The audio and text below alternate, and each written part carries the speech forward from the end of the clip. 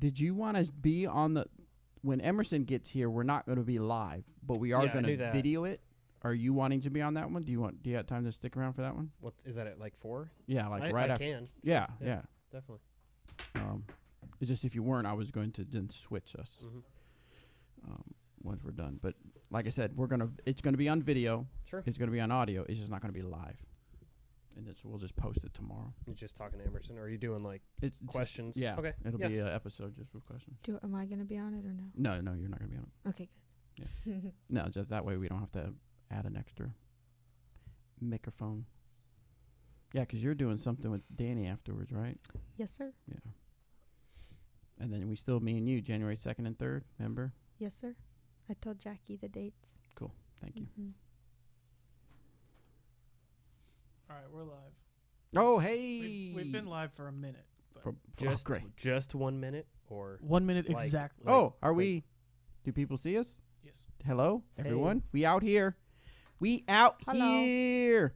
We are all here. All right, YouTubes. Welcome to our special World Champions edition of the Disc Golf Answer Man. Hey, what's up? We're going to start recording the podcast here in a few minutes once we get some of y'all rolled in. Hey, if you are on, I'll wait till we get a few more people in to tell people because we're giving away a lot of discs. Bunch of discs. Like how many? At least 15. It's pretty good. Yeah, I've got a bunch of goodies on my little goodie shelf that I just need to get rid of. And getting rid of. I should have done my vocal warm-ups. La la la la la la. I've got a bunch of discs need to get rid of, and I've been doing it very, very slowly. So now we're just going to wipe them out for the. Have you seen the auction page? What we're doing there? Not lately, Oh man, I cleaned out my desk. Just some stuff, and then we threw it all in a box, and we're auctioning it. Just a random assortment of goodies. Nice. It's pretty awesome. It's crazy. You Going for $350 right now. Dang. Oh, what now? It's like right now? Yeah, it's live. Oh, wait, what now? Oh, wait, who? Let me see if I can share it out. Get people to do that. What is it? Disc Golf Dollar? Dynamic? All those just in different. Dynamic disc. Wait. Dynamic disc, dollar disc, golf auctions. Dynamic disc golf auctions. There you go. Do you show what's in it? In the box? No, it's a mystery. Oh, and it's got a bunch of stickers on it too. Mm-hmm. Is that the one? That's the one. All right, let me find the actual post so I can share it out. So, guys, if you're not a member of it, go to Dynamic Discs Disc Golf Auctions and go like. Is it a group or page? Go like the page. Page. That way you can see all the auctions that goes on. A lot of times when we get stuff that is like super, super duper unique, we'll put stuff or old, or like Eric says, sometimes he just finds something interesting to give away. Yep. Here we go. Share to a page. Dynamic discs. Check out what Eric McCabe.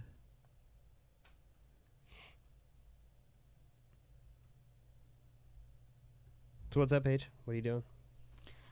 We just left work, and I feel super bad because I left, and Mom had a doctor's appointment, and we just got a flood of Dimax. Ooh. So Like an actual flood? Pretty much. I mean, it's a holiday season, so Yeah. Dimax is super popular right now. So. All right, so for our YouTubers, just real quick, if you have time, not at this moment, unless you're at a computer where you can do it, go to the Disc Golf Answer Man Facebook page. I'm going to give away at least 15 discs, one per day until the end of the year. That's December 31st. That's 15 discs. All you have to do is fill out a form where I'm going to get your name, your email address, your mailing address, and then ask you a couple questions about where you listen to Disc Golf Answer Man. We're not going to give them out every day. We're going to wait until the December 31st, and me, Anthony, and Danny will probably be celebrating New Year's early with some Jenny margaritas, and then we will But we'll pick all the winners, and then we'll just start labeling them and ship them out like on the 1st or 2nd or something like that. Probably the 2nd or 3rd. Or 4th or 5th. Or 4th or 5th. But we'll have 15. And I may give away more because I have a bunch of discs. These are discs that we use in disc reviews or ads that we throw a few times. We just don't feel right putting them back on the shelf. So we're just going to give them away so we can get more of our discs in people's hands. So I'm guessing probably by the end of it, we may give away 20, 25 discs because I have a lot to give away so we can have a fresh start for 2020. So go find that on the Disc Golf Answer Man Facebook page. And if you're like, Bobby, I'm not on Facebook, I don't know what to tell you. I mean, that's just where we're doing it. So get out there, join the Facebook group, and get signed up for that particular contest. All right, guys, you about ready? We're going to do some questions here for our World Championship Edition Disc Golf Answer Man. You should have brought our trophies. I know. Like all of Mine's them? in Texas. Mm. It's on my parents' refrigerator. Oh. It is. Like on top of it. Oh, okay. I was going to say they got a huge It's magnet not or like something. on it, but it's like on top of it. That's hilarious. All right. It's not letting me sign into my documents. I need my documents. Where's yours? Hanging up in my room. In your room? Yeah. I see it every day. It's just a Good picture reminder. of the mountains because he knows in Vermont. So Yeah. there's one of the baskets with the mountains in the back, and it's just gorgeous. All right. I got the questions up here. We only have 37 left. We are busting through them. I turned it off so that people couldn't, so that we can. So we'll get through that today, right? We can try. We can. I mean, try. yeah. There are a couple in here that we skipped over that were specific course design ones. So For Paige. I'll try. Yeah. I'll try to get to those. All right. You about ready to record? All right, YouTubers, we're going to record the audio show, and then we're not going to have an after show because we have a special guest coming in for a post-produced show.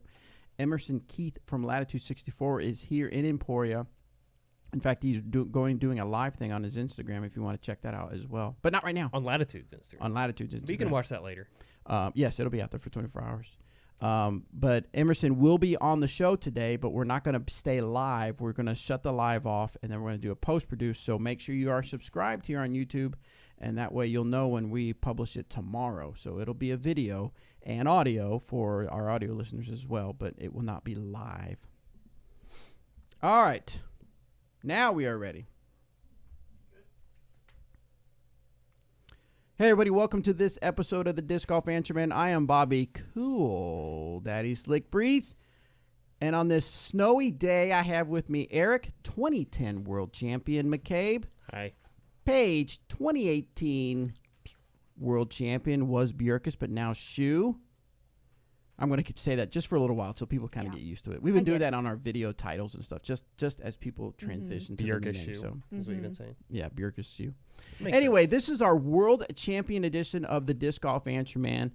We thought with Paige being here in town, we want to do some fun stuff with her. And she's been on the show a few times, but then it was like, hey, we should have Eric and Paige on the show and have a World Championship edition. And this is like one of the rare times that I'm in town here lately. Yeah, exactly. I've been doing so much traveling. It's crazy. I know. So doing a lot of course design stuff. What is the latest course design you can talk to us about? I just came back from Florida. Florida. Florida. Yeah, Nice. Panama City area. Actually, Lynn Haven, just north of Panama City. Just a little. It's a 9-hole course right behind an elementary school actually, or a Nice. junior high, one of those two. So it'll be kind of geared a little bit more towards the kids. And kind of funny story, when I was there, I didn't know that there was bear in Florida. I didn't either. I had no idea. But as I was finishing up my day, it was on a construction site because they're like building a park, right? So they have it all fenced off. And I had 2 more holes to tag and GPS and all that. And all of a sudden I hear this guy walking up, and it kind of freaked me out a little bit because I'm in the middle of nowhere. It's like Florida woods, right? And I look up and I see somebody looking at me, and he comes over and talks to me and just kind of whatever. Hey, will you shut the gate and lock it when you're done? I'm like, sure, absolutely. He goes, also be careful. The last 3 days we've seen 3 to 4 bear in this area right here. Have a good night. Oh my gosh. Golly. And it was nerve-wracking, but still not as nerve-wracking as the course in Alaska, obviously, because they have grizzlies out there. Right. Like here, they're probably just black bear that, as long as they don't have cubs, you should be fine. But it's still imitating sure. if Some wild animal. it's a bear. Yeah. Like, I mean, it's not like Yogi. No, he's Like, not bringing you a picnic basket. That is picnic for sure. basket. Yeah, But a yeah, picnic, no. It's kind of crazy. It was good times. It was a fantastic trip. Now, what part of the process were you in?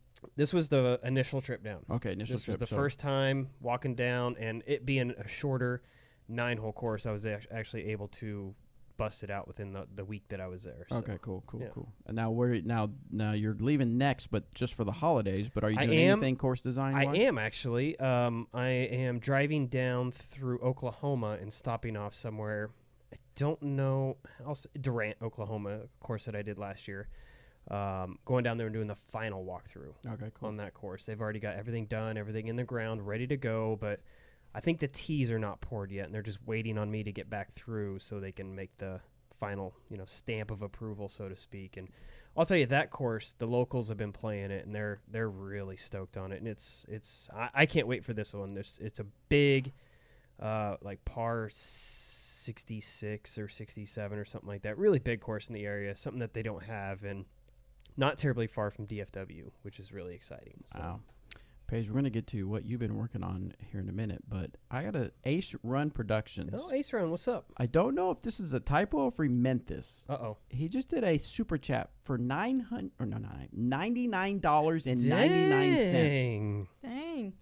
So thank you, Ace Run Production. Now, obviously, he gets the floor, and he says, since EMAC wasn't there to accept my bribe last week, I mean, super chat. Here you go. Again, this has nothing to do with my app for the team. Wink, wink. In all seriousness, thanks for a great 2019, guys. Wow, Ace Run. Thank you so much. That's we appreciate that. fantastic. That's going to go toward a lot of tacos. Man. So thank you guys so much. I appreciate that. That's awesome. I'm not sure. I mean, I feel like we should just sit here and wait for them to say what they want to say. Yeah, let's. After giving us You have $100. the floor. You have the floor for sure.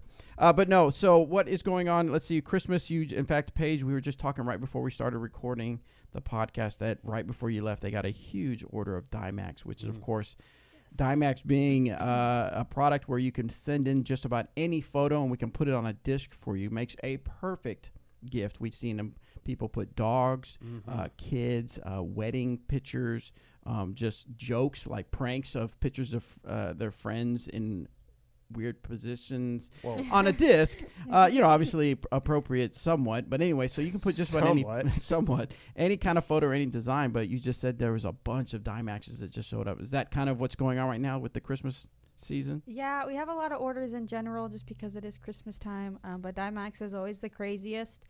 We probably have like 300 orders waiting for Dymax, and we probably got a big chunk of them done. So if y'all are wanting to order Dymax for a Christmas gift, I would order it by maybe tomorrow at the latest if you want to get it before Christmas. All right, so that's your little pro tip, little disc golf shopping. It's Any other pro tips for shopping on the store for you guys? When you want signatures, request what disc, because someone will say, "Can EMAC sign my disc?" And he ordered 5 discs. Yeah, and we're like, Which one? one? So and obviously, if choose. there's an EMAC in there, that's pretty odd. But if there isn't, you should add one. There you go. Just be specific with what you want. 2 pro tips from a world champion on shopping for disc golf. And always put those EMACs in your cart regardless. Right. Just slip one in there. So, all right, cool. Well, we've got a few questions we're going to get to. And we're going to, like I said, this is the World Champion edition. So you're going to get a perspective from 2 world champions on our questions. We'll do a few questions, then we'll let our YouTube chat throw in some questions as well, since this is kind of a special edition of the Disc Golf Management Show. So if you're watching right now and you have a question specifically for Paige or for Eric McCabe, make sure you put them in the chat, and I'll see if I can get to them. But right now, let's go to our Google form. This one is from Garrett. Hey, Disc Golf Management Crew, I had a question about getting a course reopened. Cool. This is a course in the town of Paradise, California, that was partially burnt in the campfire that burnt down the town last year in November. It doesn't seem like the owners are making an effort to reopen the course. Are there any ideas you have to help move things along? This was the course I learned to play and love the game. Thanks for all you do, and can't wait to hear about some ideas to reopen one of the best courses in our area. Man, the owner. So is it private?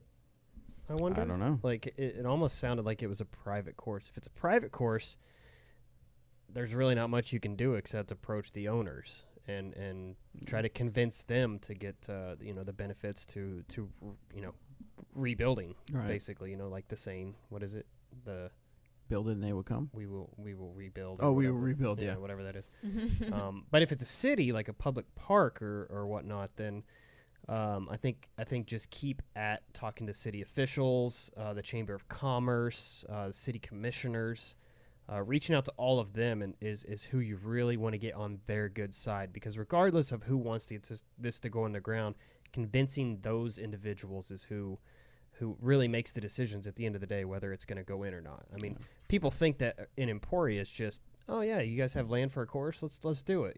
It's not quite that easy. Matter of fact, it's been a lengthy process trying to get another course in the ground here in an area that nobody utilizes. So, we have to convince city officials that, the benefits of it, what disc golf does for the community. And obviously Emporia is a little different as far as, what we do for our communities around here, as opposed to other places that maybe don't have events or don't have a ton of courses. But just really convincing those top city officials and Parks Department employees how important it really is. Yeah.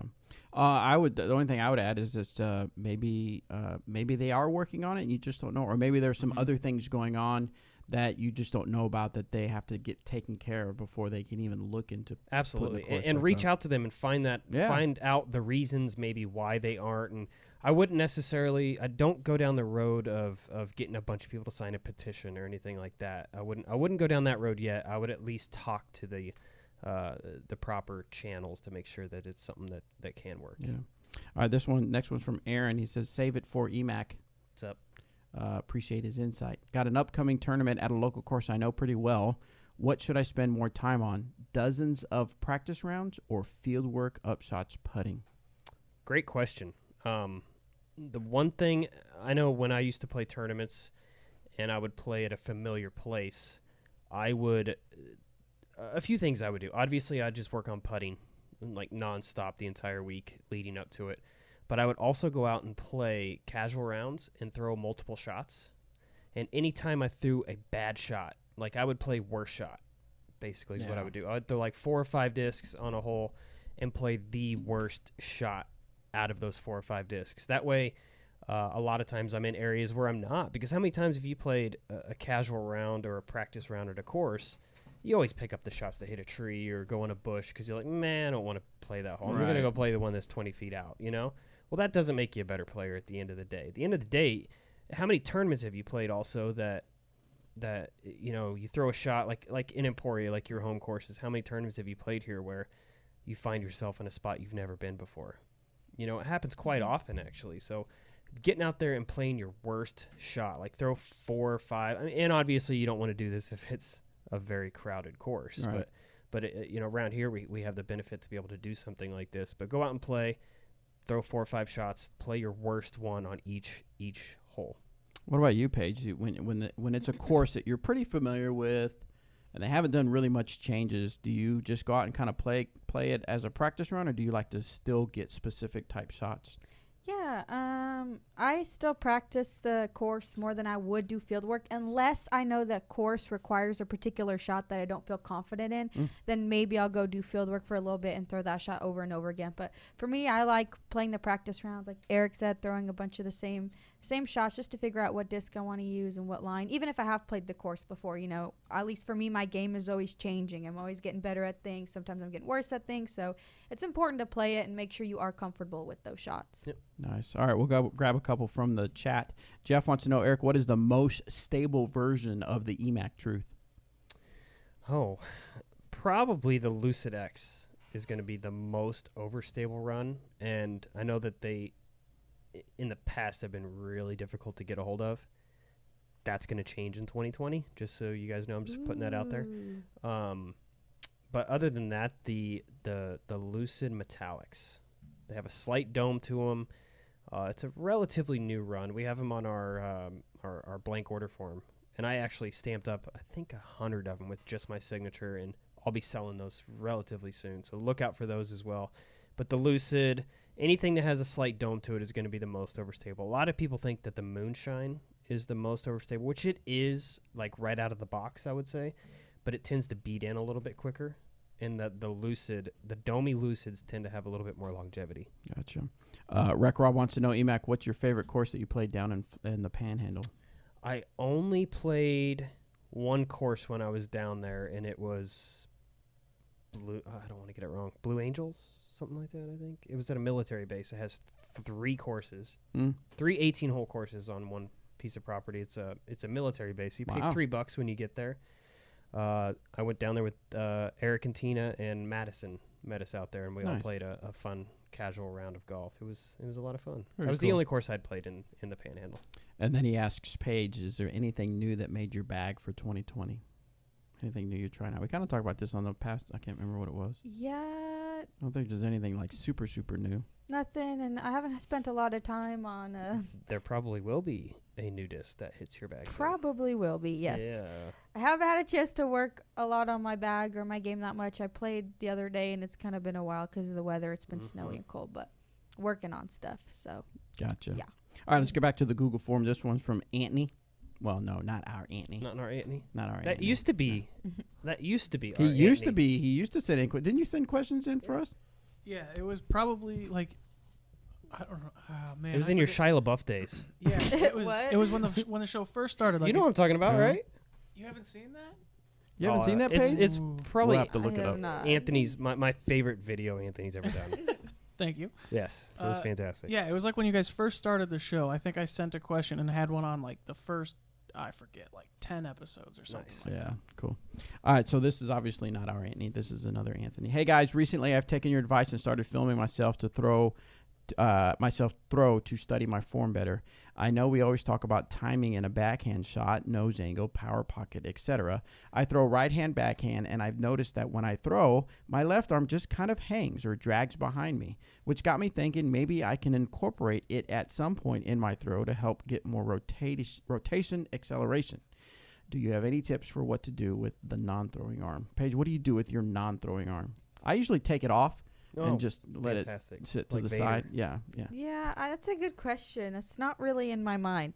I guess the only way I really think about it is like I'm making sure I have my good reach back, which means I'm turning my shoulders, so my left arm naturally just gets kind of pushed to the side. So I don't really think it matters what you do with your left hand as long as it's not like in the way or anything. If you just keep it out of the way and you're reaching back, you should be fine. I do the Michael Jackson. You said it before I did. I knew it was coming. I said- What's the Michael Jackson? Eric McCabe does what we call the Michael Jackson because I have so many pictures of Eric when he's after the boom of the hit of the throw, his one hand is just that. open like that, like like that. I'll tell you, That's funny. honestly, I wish you every, could see it on the every audio, but you picture can't. of me pretty much looks the same.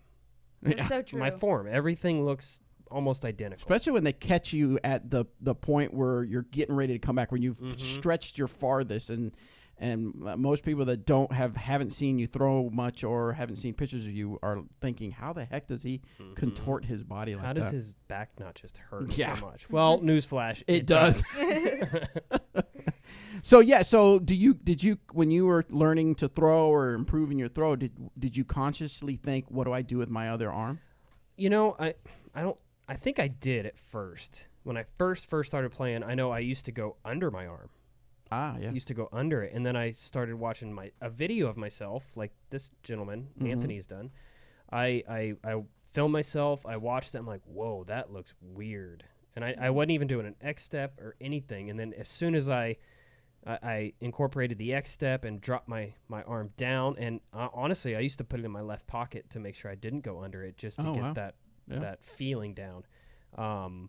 I started noticing more accuracy and more distance right away. Huh. So Interesting. Well, there you go. All right, this next one comes from John B. In a recent tournament, a fellow player landed in the circle at the edges by 12 inches. The OB line was outside of the circle by 18 inches near his lie. He asked if he could use the 1 meter relief and mark his lie closer to the OB line so he would be outside of the circle. Is this a flaw in the rules? Can you take relief closer to the OB line to gain an advantage of a jump putt? No way. No, because he didn't go out of bounds, right? yes, but Well- even if you don't go out of bounds, you still can take up to a meter. But I don't know if you can go closer to the OB. That's something you might want to pull up on the rule I book. don't know. We'll have to look Yeah, it up. that is so. Why don't you do that thought about research, that. Anthony? Anthony's on it. He's our researcher. I bet you can. I bet that is not a loophole, I wouldn't say, but I bet that's something that you can take advantage of if you're one of the players that has to jump putt from 33.3 inches or feet or whatever it is. Let's see. I was going to grab a couple of questions from the chat. Will EMAC be making a run at Masters World? Ooh, no. No. Aw. Not this year, at least. Where is it? I don't even know where it is this year. Do you know? Oh, I do. Wait. No. I should know this. I just looked at the schedule like 2 days ago. I I don't remember. The only tournament I'm signed up for next year is the Glassbone Open right now. Paige, will you be playing the Kansas City Wide Open? I don't think so. Mm-mm. When is it? Isn't it like when you're going to be on the West Coast, I think? Like Yeah, May sounds or something? Yeah, that sounds about right. John wants feedback from both of you. If practicing for a tournament the week of and then the day of the tournament, it's all of a sudden really windy. Ooh. Do you change discs or do you change how you throw your practice disc, i.e. hyzer it more? Well, I think it all depends on the hole, and it's pretty like situational. But I guess in general, for me, I like to disc up. I know those discs well. I've played in the wind, so I kind of have that preparation and like practice that I've used before, and I can utilize in the tournament. So I will absolutely, if I'm looking at ahead at a tournament and it's going to be super windy, I will absolutely put more overstable discs in my bag. Right. That's what I was going to say is because of the nature of what you guys do for disc golf, you're probably constantly looking at the weather to see what's going to happen. I'm constantly looking at it, even if it's not disc golf. Like even if I don't have a tournament coming up, I want to know what's going on. Well, you want to know about them fishies. I do. So I do. All right, let's get back to the form. This is from Brian. Hey, what's up, Disc Golf Answer Man? I've been playing for about 1 year and have been 95% forehand up until about 2 months ago. I'm working on my right-hand backhand form and currently throw. Insert made-up internet distance here. Perfect. There you go. Thank you. Appreciate that. I have heard slow is smooth and smooth is far, but I find myself thinking about every stage of my run-up while I'm doing it. Thinking about each. Really, Tina? Really, Tina? You know, Do you she's not know watching. what time it is, Tina? I'm calling you out. Tina Oakley is calling me. This is twice he's reached out to me during Disc Golf Answer Me. I guarantee if you answer that, it's Eric, and he's only doing it because Robert's not on the show. Good call. I already hung up on him. Okay, so anyway, I have heard slow is smooth and smooth is far, but I find myself thinking about every stage of my run-up while I'm doing it. Thinking about each step, reach back, release, etc. as they happen is making things choppy. What do you think about during your run-up? Thanks for what you do and keep it real. Now they're calling on Messenger Audio. We'll answer it. Ask him this question. Hello?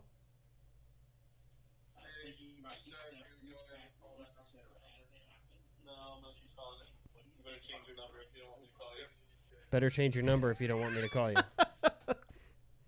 Was he talking to me or who? Oh, that was she's FaceTiming. What is going on here, folks? Hey, okay. What are you doing? Oh, you're watching us. Okay, so now that we got you, you have to answer a question. What's the question? Yeah, turn our audio off. Yeah, working on it. Okay. Okay. Off. Okay. What's the question? What do you? So we got a guy who is let's see. He's been 95% forehand up until about 2 months ago, and he's working on his right hand backhand form. And when he does his run up, he's constantly thinking about every stage of it. He's thinking about his step, his reach back, his release, all that. What do you guys think about on your run up? Way less than that. Yeah. One thing at a time. You can only think about one thing. So if you want to think about nose angle, think about nose angle. If you want to think about reach back, think about that. If you want to just accelerate one time, do that. Only think about one thing. If you can get yourself simplified, it'll help a ton. Excellent. Excellent. Is that good? That's good. Thank you. Now can I get? Is that good? Is that good? Can I get back to my show now? I'm going to keep calling. I'm looking Thanks for forward. answering. Yeah. See you tomorrow. See you tomorrow. All right, that was highly unusual, but that was fun. All right, so what do you guys? When you're on a run up, what do you guys think about? I think about nothing. I think about not falling on my face. I think in general, I'm worried about the shot and executing it. I'm not really worried about my body, but I do get what he's saying. I think just focus on one thing at a time. Like Eric said, there's no way to perfect everything in one try, I guess. So work on your reach back for now and just focus on that. And then once you get more comfortable with that, focus on nose angle, and then just kind of learn from each step, and you'll build your form, and it'll be good. Yeah. I think it comes. I agree. And just about anything, it just comes with experience doing it over and over and over again. I mean, if you think about, I'm thinking about football players in that they do a, you know, when you first learn to play, it's like you learn every little step, every little piece of it, and that's what you're thinking of, every little piece. Okay, I go this way, you go this way, you know, this, that. But then you practice it so much that as soon as that play is called, you know exactly what to do. Yep. And you don't have to think about it as much. Yeah, I don't think about anything anymore. Yeah. It's just I see what disc I want to throw, what angle I want to put it on, and yeah. Right. All right, Skylar from Indiana, he asks, I know EMAC has a special place in his heart for Crown Point, Indiana. I do. I just moved to the area for work at a parks department, and that is and that is now my local favorite. Do you guys have any plans to come back up here anytime soon? I would love to see you guys tear up the course that eats me alive every weekend. I would love to get back there. Honestly, I'm ashamed to say this, but I haven't been back to Crown Point since 2010. Wow. Dang. Yeah. Well, It's a when long the time tour ago. doesn't really go there anymore. It never did. Well, I mean, Worlds was there again in 2014, I think. 13? 13, I think. Might have been 13, and I was injured and couldn't go. Dang. That was when I had my back injury. Ah, yeah. So I couldn't go to that. So that was really disappointing. But as far as I don't have any plans in the near future to go out there. But since you work for the parks department, and I'd love to put in a course up there. So, hit me up. Ooh, nice plug. Yeah. Let's see. Eric McCabe, any updates on the Billerica, the Billerica Mass course? Massachusetts? Yep. I don't have any updates on it. I know that they had been doing some cutting the trees, cutting the fairways, all that good stuff. I also know they decided to go with a 9-hole course that's going to be opening in the spring instead of the full 18 like they had originally wanted to do. They are planning on doing the whole 18 at some point. They just want to start out with 9 just to get to see how popular it is, see how many people come and play it and all that. So hopefully this spring you're going to be playing that course in Billerica. Excellent. Griffin 94129 asks, I don't know if you heard that car in the audio. I want to say, remind me later. I'll tell you a joke. Okay. That car drives me crazy. Anyway, he says, do you guys find that playing with players who are better than you is good for practice, or do you just do not like doing that? I love doing that. Yeah, me too. That's You play better with better people. Yeah. It's like a proven fact, I feel. Yeah, I mean, there's the old, it's not old saying, but there's a thought process of never be the smartest person in a room. Because if you are, then you're not learning and you're not growing. So I would assume that would pretty much applies to being on the course. As much as playing with people that are better than you is always benefit. Even if they're not teaching you anything, you're still learning the entire time. And that doesn't mean be the dumbest person in the room. That's Sometimes not it what I'm does. saying. Don't be dumb. Sometimes it does. The point is to always be seeking out people that know a little bit more than you. So you don't can be the grow. worst disc golfer on the card. Yeah, is what you're saying. Yeah. All right, next one is from. So bring that buddy of yours. You know who I'm talking about. Did you look up that rule, Anthony? Did you find out anything? Okay, I looked it up and I haven't found an exact answer, which leads me to believe 802.06 section C says when the thrown disc is not on the inbounds playing surface or when the lie is to be moved by rule, the player marks the lie by placing a mini marker disc in accordance with the applicable rule. I cannot find any applicable rules, so 802.06D says marking the lie in a manner other than described above is a marking violation. Warning for your first occurrence, stroke after that. Oh, okay. So I would guess no, you're not allowed to. Right. I don't think you're allowed to move closer to the OB. I would guess you can move farther because you always get your meter, but I don't think you can move yourself closer to be outside the circle. That makes sense. And what was the rule again? It's 802.06C and then D. All right. So if you guys want to look that up on the YouTube chat, and if you have any rebuttal or any other opinions, let us know in the chat. Let's go back to our questions. This one is from Gary.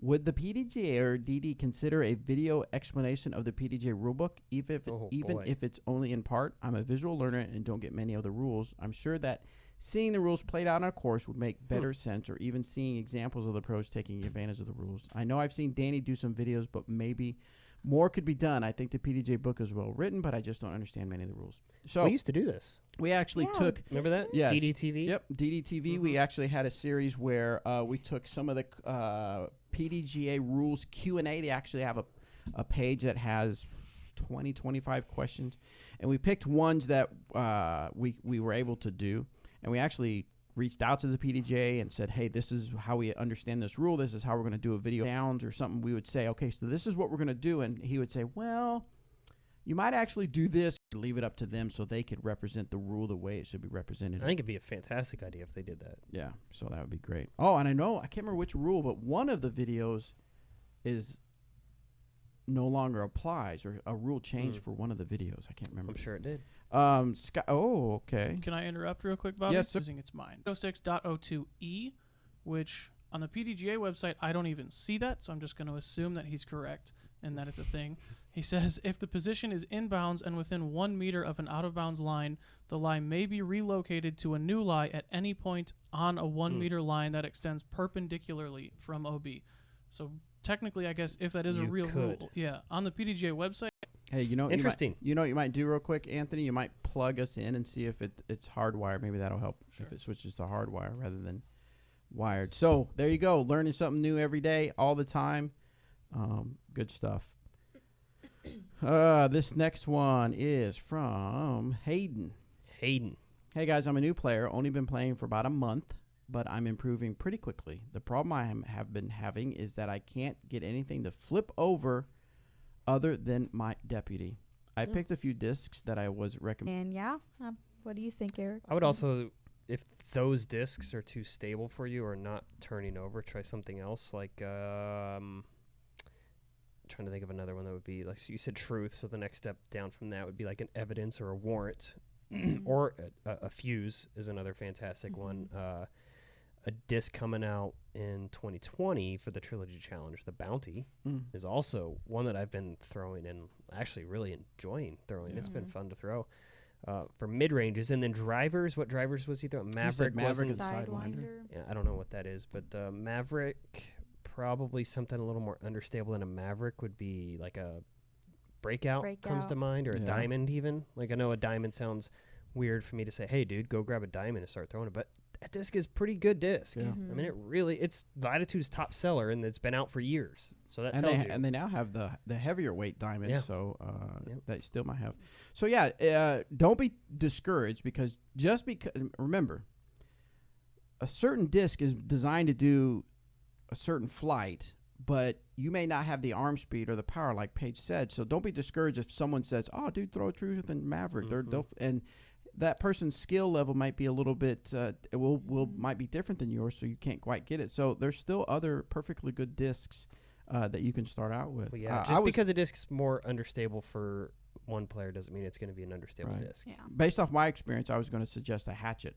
Sure. Because I remember the hatchet turned a little bit for me, and I I used to love that thing. I used to when we love were in it. Sweden, right? Wasn't Yes. that the hatchet? Yeah. And what was the other one? Underworld. Yeah. Yeah. But now I'm a little bit, my skill level has gone up a little bit, and the hatchet just flips over a little bit too much for me.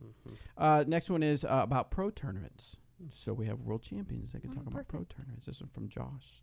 Hey guys, I've only played a few tournaments so far, but at every one there has been an ace pool and a CTP. Are there ace pools or CTPs at NTs or Disc Golf Pro Tour events? If not officially, do the players have side bets in these categories? Thanks for your contributions to the sport. Keep on keeping it real. There's definitely ace pots. Maybe not at every tournament, but a lot of them there I are. think it's up to the TD. Yeah, usually. TD discretion. CTPs, again, up to the TD. It's pretty rare. I don't don't remember think the it- last time I've played like a national tour event that had a CTP. Yeah. Like that's maybe not. more like B tier, I think. Maybe some A tiers do it, but As fun as they are, I think they are more of a novelty. And so, Hops and Heisers does it, so that's true. So it's mean, legit, obviously. yeah. So my thinking is that, an NT or Disc Golf Pro Tour, doesn't want to have the little games, I guess, in a sense. They Yeah. want it to be a serious, tournament and stuff like that. So And as far as I know, I don't think any of us, like, any pro touring pros do like side bets on aces. I don't Or think CTPs. or CTPs. I think I've seen it. Now this is back when I traveled and played, but I remember at GBO one year we did I can't remember exactly what it was, but I remember it was on hole 9 Jones West. And it was like a 50-50 something or another, and it was they had somebody set up there with a booth, and it was like you can win $50 or something if you put it inside the circle. It was one of the, and I remember playing with Josh Anton, and he said, "Heck yeah, I'm going to take that bet." Granted, he said something a little different, but that's Josh. So that's one thing I can remember doing. But I don't think any of these guys are doing side bets or anything like that anymore. I mean, sure, probably they do like with their buddies or whatever, but not like it's pretty rare. So this is an interesting question from Tim Samples. As an AM player, could I hire a production crew to follow me in a 2-round tournament like Ace Runner, Jomez, or CM? I'm not sure who CM is. Or does the rule say that they can only follow pro players? If it's like I don't know that there's a rule. I don't think there's not a rule. As long as you're not disruptive to other players. In other words, as soon as your cameraman is in the way of some of your other players, they could call you out on it because it'd be just kind of like it'd be like a caddy. If your caddy's kind of an extension of you, so your caddy has to follow the rules just like anybody else, pretty much. So I don't know if there's anything specific, but as long as they're not disruptive, I think that'd be okay. That'd be awesome. Wouldn't that be crazy? That'd be cool. Joe Mess following. I know. Some random dude. This one is from No Name. I'm doing Beto drills, standstills, 1-steps, and sometimes working in an X-step in the field. I'm doing pretty good, getting it out low, flat and straight. When should I start working in hyzers and anhyzer releases? And more importantly, how do I practice the different angles? Whew. What you got? Tough question. Okay. I guess, man, is her goal or his goal like long term to get the full X step in? Because I would maybe like work on that footwork and make sure you're comfortable before you really, I guess, try to work in hyzers and anhyzers. Just make sure your form's feeling good, and then I would start working on that. What was the next part of that question? I forgot. Just different angles. How do you practice different angles? For me, what helps me with that is I have a lot of the same mold. So I really like lucid verdicts, right? So I have a stack of like 5 of them. And I want to work on that hyzer angle. I like to throw the same angle over and over again. Number 1, to get my body used to it. But number 2, so I can really learn how they come out of my hand and what that particular disc flies like on a hyzer. Just so you kind of learn both from your body and from your discs.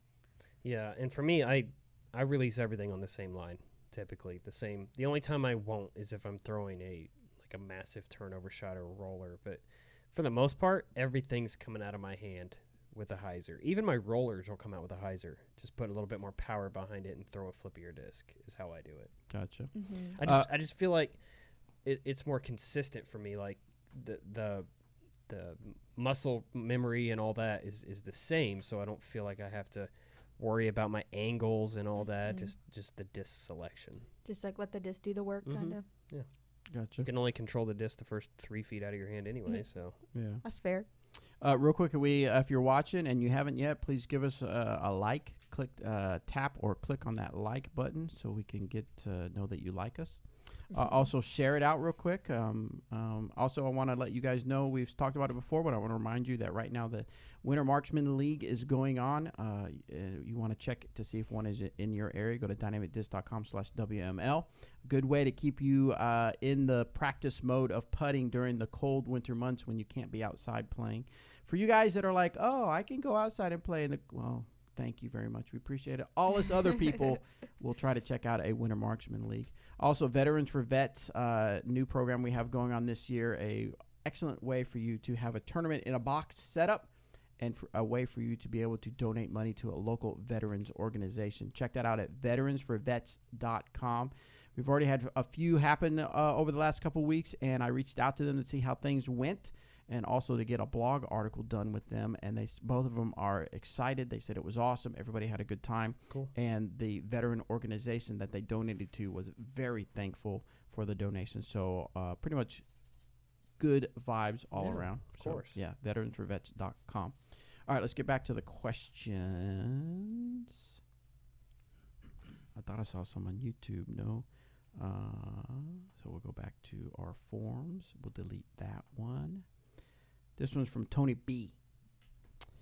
I'm just getting back into the sport after about a 12-year hiatus. I'm really enjoying trying some of the new discs available now and love all the Trilogy discs I have tried. I'd like to learn more about how disc weight affects flight.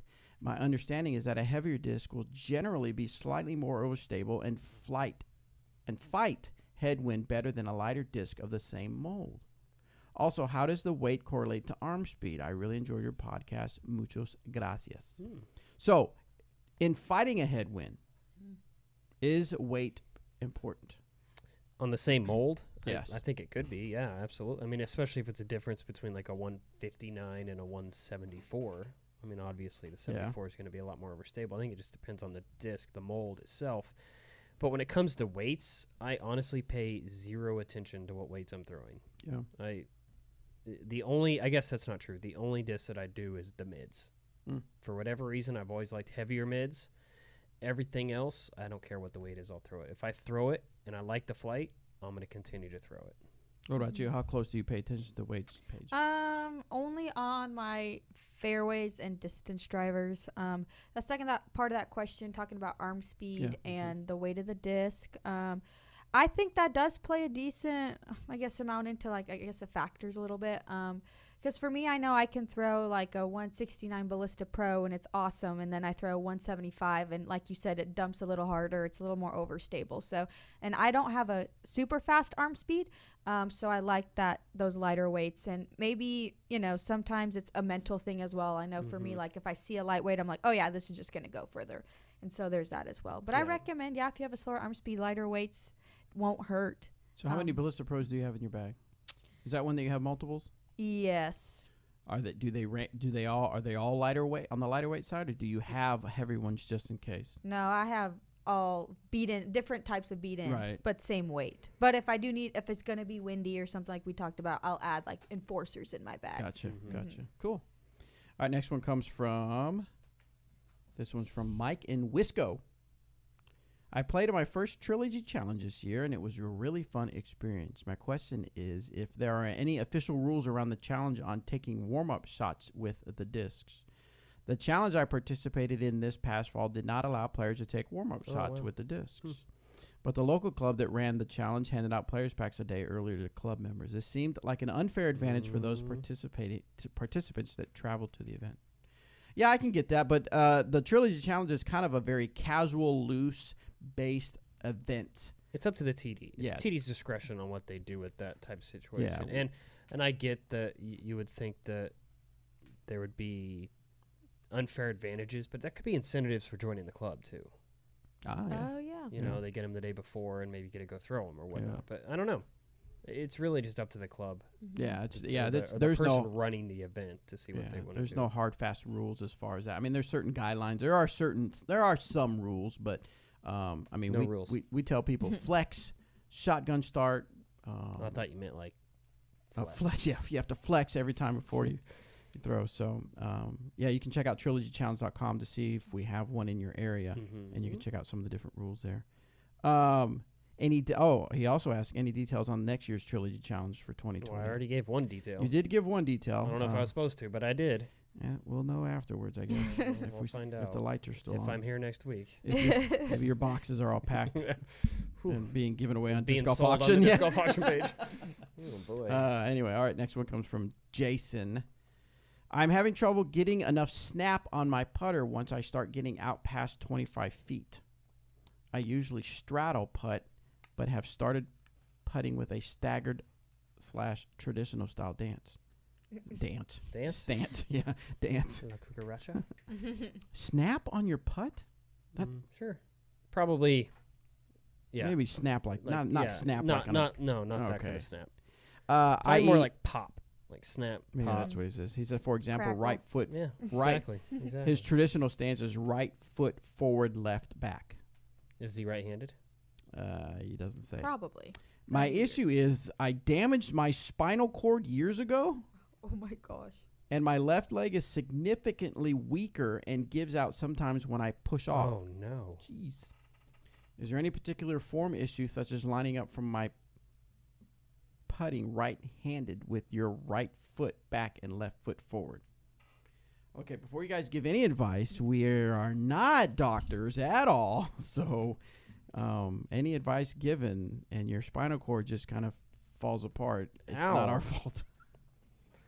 So he's asking if left says left foot forward is Is there any particular issue, and I'm just reading it word for word, Sure. is there any particular form issue such as lining up from putting right-handed with your right foot back and left foot forward? No, I used to play with somebody who did that, and I tried it a few times, and it actually came out pretty straight. I didn't feel like I got the snap, crackle, pop on it like I do with my right foot forward. But honestly, a lot of my putts is generated from my front foot, not my back foot. Like I'll push off a little bit, but I feel like if it's a step putt or a jump putt or anything like that, all that momentum is coming from my front foot. Interesting. Doesn't Zach putt kind of funky? That's because he's left-handed. Zach is Right. just funky. I feel like he has his right foot a little forward because he has his he's- like almost he's straddle, left-handed. but not really. Yeah, that's true. So it would be the opposite of what we do. Yeah, I don't know. Does he have his right foot forward? I don't know. I think he does because I think I made fun of him once. I don't know. You've made fun of him more than once. Let's be honest. That's fair. Sideways? Oh, that's right. Yeah. Danny Oh, says okay. There's something weird. All right, next question comes from Nicholas. All right, Disc Golf Management Crew, I realized I have failed as a husband. Oh, Oh, no. no. My wife throws in of a... Goodness. We have a number for a counselor we can give to you later. Goodness. Her favorite player is Paige Bjerkaas, Thanks. and she wants to transition to Trilogy, but I haven't bought any for her. Well, that's There's why. your Yeah, problem. what are you waiting for? All right, Diamond so- is a girl's best friend. That's what I heard. Here we go. What are solid replacements for the JK AVR? Has a beard. Wow. Has a bead. And the judge. So AVR, Judge. Judge. Okay. The Stingray. Probably like a Did you jade. throw Innova? Did you ever throw Innova, Anthony? I A did, stingray's but a I'm mid, right? currently It's- Googling what a stingray Yeah, is. I used to Oh. throw them back in the day. I used to throw them as rollers. I think it's a mammal. It killed Steve Irwin. Yes. Um, Wow. Yeah. rest in peace. Stingray, I would say like a jade Or a or proof, or maybe? a yeah. It's It's like a mid fairway. It's a Oh, it weird is. disc. yeah, it's a very understable mid, available anywhere from 150 to 180. So Yeah, understable. so it's like a mid / fairway, Rock. like a rock. Yeah, get a Well, no, rock. no. He says a rock.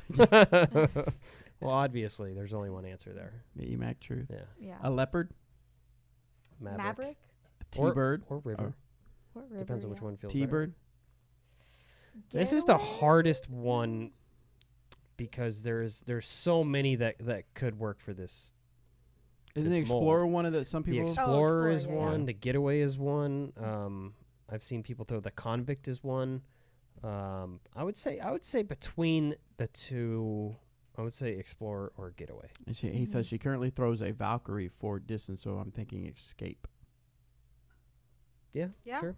Escape could work. So he says I'm personally on Team Trilogy, and I bag all Trilogy, and now I must become a better husband and add Trilogy Plus. Right? Yes.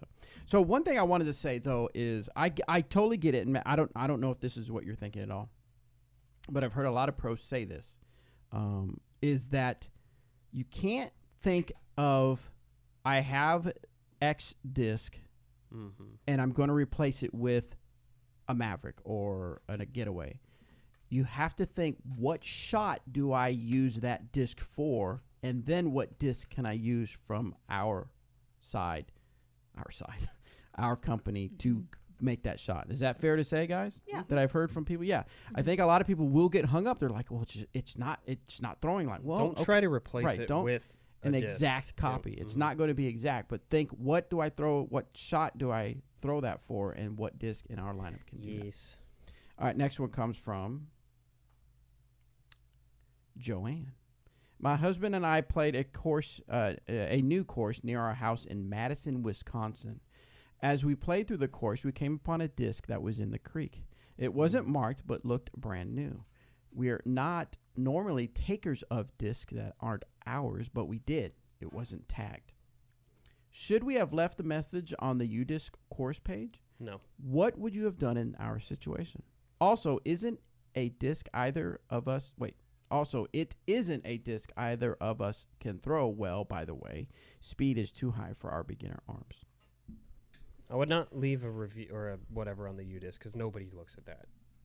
The course, whatever. Oh, yeah. I'm not. If I lose a disc, that's not the first place I'm going to go to UDisc to I find would- it. Yeah.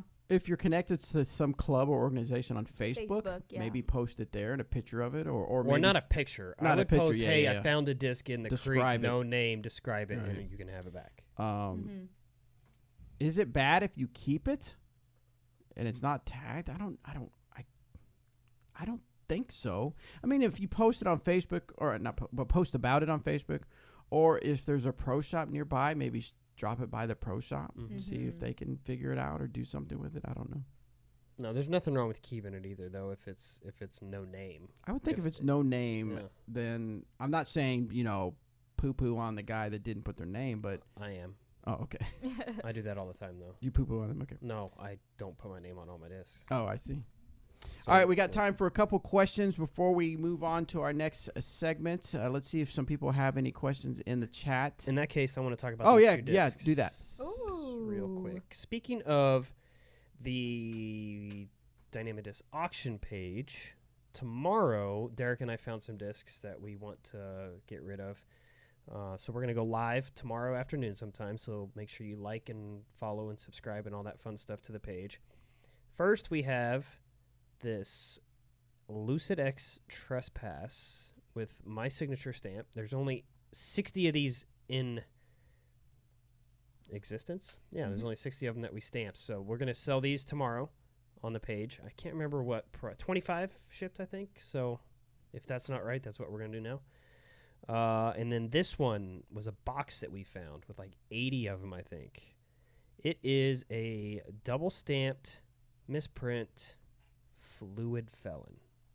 So they are like perfect for this time of year. They're a little gummier, nice and overstable. So we're going to have a bunch of these for sale tomorrow afternoon on the Dynamic Discs auction page. So go like, subscribe, and all that fun stuff. And we'll talk tomorrow. We'll see you guys tomorrow.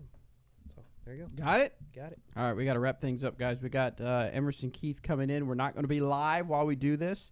We're going to do post-production of that. We're going to record it on video and audio, and then we'll put it out on YouTube tomorrow so you guys can enjoy that. But we won't see you. Let's see. We'll have Christmas. Ever again. And then, yeah, Bye, again. see ya.